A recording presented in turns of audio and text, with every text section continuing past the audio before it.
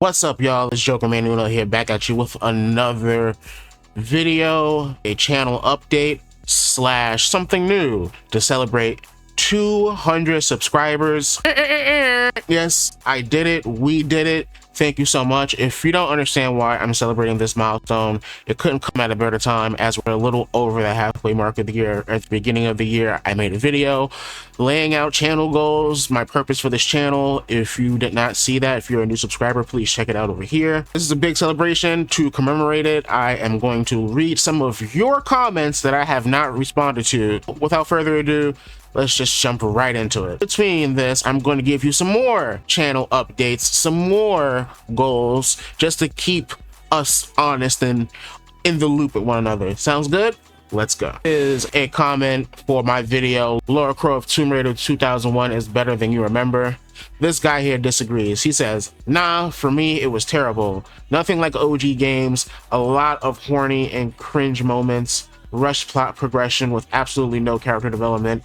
In combat scenes, bad guys have 21 IQ, or 2 IQ, excuse me, and of course abruptly editing for ADHD kids. Watched it for the first time yesterday, and God, what a waste of time. In my opinion, classic game series such as Tomb Raider, Doom, Half-Life, and such are absolutely unsuitable for the movie adaptations. Just leave them alone. Part of me can understand where this guy's coming from. You know, he's watching it for the first time today, and you know, we've had a ton of movies come out since, a lot of great video game adaptations. We're probably in the renaissance right now of video game movies, especially after Minecraft shattered box offices. So I can understand him being completely disappointed by Lara Croft, but that's the thing. That's why the video is called Lara Croft Tomb Raider is better than you remember, because you would have had to have seen it already way before now to actually appreciate it. You have to experience this in a time where movies, video game adaptations especially, got no love, no craft, no kind of anything, no kind of iconography. The castings were really shitty. I mean, look at Jean-Claude Van Damme as Guile in Street Fighter. The only good guy that we really had that like really epitomized the character was my man who played Liu Kang in Mortal Kombat. And you know, he wasn't no Lara Croft, I'll tell you that. Although he's right, it's not like the OG games. A lot of cringy moments, especially in terms of like today's standards. It's still a pretty sweet movie. I recommend you guys watch it and then watch my video. And this guy mentioned the Doom adaptation, another movie that, of course, not great, but it has the star power of Dwayne "The Rock" Johnson and Carl Urban. If you completely ignore that it's a Doom movie like Constantine, it's a really good movie. I highly suggest you watch that movie. I may do a video on that movie. This comment comes from Kirby from my Piccolo or Vegeta who had the better arc video. Hey, I never considered Piccolo Jr. as an evil villain. He never killed anyone and even respected the tournament in order to fight Goku. At most he did was crash a birthday party. He didn't even kill 2 guys who shot at him instead of let him go. I agree. I agree wholeheartedly with this comment. Piccolo, he's not evil. He's absolutely an antagonist, but he's not evil. He's not a villain. Yes, he has villain origins. He's the spawn of an actual villain, but it's also like a telling of the sins of the father thing. You know what I'm saying? You know, just because you are your father's son does not mean you are your father. It does not mean you should be guilted like him. And, you know, it's a respect thing from Goku as well, who didn't see his father in him. And you know, Piccolo respected Goku in kind to respect the tournament rules that Goku went above and beyond to uphold as well. So yeah, brilliant observation. I think there's a lot of nuance when it comes to talking about who had the better arc in this video. You know, it's easy to just say Vegeta, but it's like, why Vegeta? When you look at the stumblings that he had, why Vegeta over Piccolo? And then part of the reason why I wanted to make the video is because I feel like Piccolo, his arc, his entire character is very underrated. I feel like people only latch on to him from Z to now, but to understand the full totality, you have to understand King Piccolo, Piccolo Jr., and then usher into Dragon Ball Z. So I just wanted to talk about it. Next question. This comment from Treachery or Triarchy, I'm terrible with names, from my Toriyama's critique of humanity and Dragon Ball video. says the humans in Dragon Ball are very ignorant indeed. Just look at how they didn't want to raise their hands, send off their energy to Goku despite Goku and Vegeta begging them to. It literally took Mr. Satan to make them do something good. Oh, the irony. And really, that's like one of the stronger points that I was trying to get through in this video. A lot of people just got hung up on the fact that like Piccolo was the spawn of King Piccolo, and that's why people hated him, and that Majin Buu, people felt the same way, despite the fact that, you know, they erased people's minds of Majin Buu before they allowed Majin Buu to come back. And that in comparison to Vegeta, who blew up a freaking city as people watched him come out of a crater, was able to integrate into the society that he did with relative ease, as opposed to Piccolo, because he just kind of looks human, and once you cut off the tail, you can just really assimilate very well. But yeah, you know, that's one of the stronger points that I wanted to get across. I had several other points in this video. If you want to hear it, check out that video. It's right here, or right here, right there. Oh no, it's right there. It's right here. All right, I'm over here. This one is from my Gohan or Future Trunks who had the worst downgrade video, and this one just kind of made me laugh. It's not even really it's not even really any kind of critique or anything. He just went, this is from Junderwood 3. Trunks went from being the drink to not even being the cup. That's hilarious to me, dude. Apparently we just had an earthquake. That's what that message was. I didn't feel it. I'm over here yapping about comments. I didn't feel shit. Earthquakes in New York City are just like, you know, we will rebuild. Anyway. I haven't decided if I'm going to edit this or just upload it, so that's why I'm like, I'm probably going to edit a little bit. Next question. This one is from Sugar and Spice 9000, a subscriber, a friend of the channel. So too long didn't read.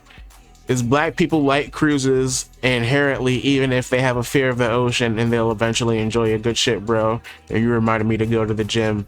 Yeah, this is, I went on my first cruise, Symphony of the Sea, and, I was very, very nervous to be out on the ocean, but it was a good time.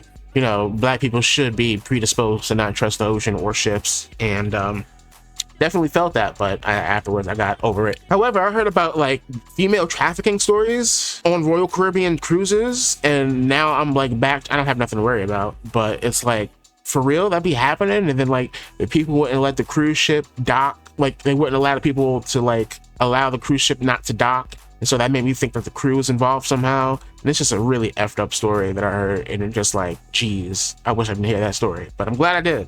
Anyway, let's wrap up with one more here. This one's from a while ago. It's from a month ago. This is part of my Ike's Boom Boom Room podcast. This is a comment from there. This is from episode, I believe, 13? Episode 12, excuse me. We were talking about the Carter 6 and how it sounds like Crash Bandicoot. Somebody said, as I'm somebody who hasn't really listened to Wayne since the Carter 3 and randomly discovered that Miranda was on this because I was looking at the Tonys. Lin-Manuel Miranda did a beat for this infamous beat for the Carter 6 that people were clowning, that I also found hilarious. I think the beat is silly, but the lyrics of the song are just awful, and the more I listened on it, just felt like Wayne was out of step with the current times. Now listen, if you have not heard that song, please check out the episode. It's over here. And tell me what you think. Please look for it. It's called Penis to an Elephant, also on Spotify. It's hilarious beat. It's even funnier that Lin-Manuel Miranda had something to do with that production of the beat, because it sounds like Baby's first beats. It sounds like FL Studio, Baby's first beats.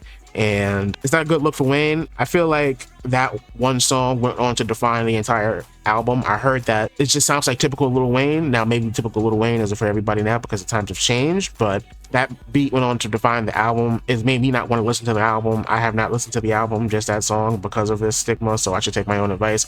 But it does make me want to mention that I will be doing some sort of best albums of the year type deal, or albums that I fucked with this year, because there are a lot of albums that came out during the summer, of which kind of just invaded my like Spotify.